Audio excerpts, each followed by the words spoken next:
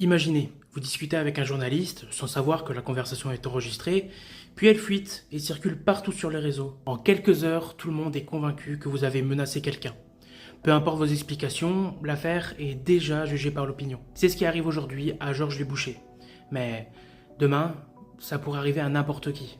Tout part d'un article du Vif plein d'erreurs sur l'utilisation d'une carte PMR trouvée dans la voiture de son chauffeur, disant que c'était la voiture de Boucher dans un premier temps. Il affirme qu'il ne le savait pas et que cette carte appartenait au père décédé du chauffeur. La RTBF relaie la version inexacte du Vif et suite à cela, il appelle leur rédaction afin de rétablir la vérité. Dans un extrait devenu viral tiré d'un enregistrement de 3 minutes, lui-même tronqué d'un appel de 45 minutes, on l'entend dire « Tu m'envoies ce mec-là, je te jure il va être super bien reçu, ça je te le promets. Et lui il risque peut-être d'avoir besoin d'une carte après, ça je peux te le dire. » L'interprétation immédiate, c'est celle d'une menace physique. La version de Boucher, quant à elle, c'est qu'il parlait d'une carte de presse en lien avec un recours judiciaire et non d'une carte PMR. Je ne cherche pas ici à défendre les propos de Georges Boucher ni sa manière de les prononcer, mais à dénoncer un problème bien plus grave qui en découle. C'est d'abord une rupture de la charte de Munich de la déontologie journalistique.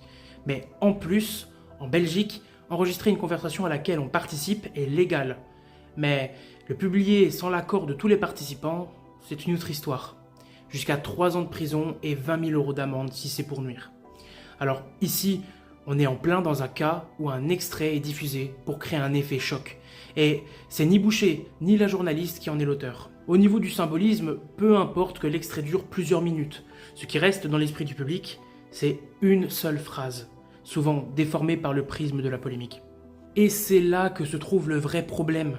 Dans le monde politique et médiatique d'aujourd'hui, un simple fragment audio ou vidéo peut être sorti de son contexte, propulsé sur les réseaux et devenir un outil pour détruire une image.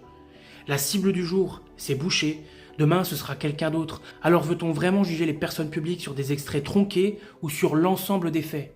Parce que si on continue ainsi, plus personne ne sera à l'abri.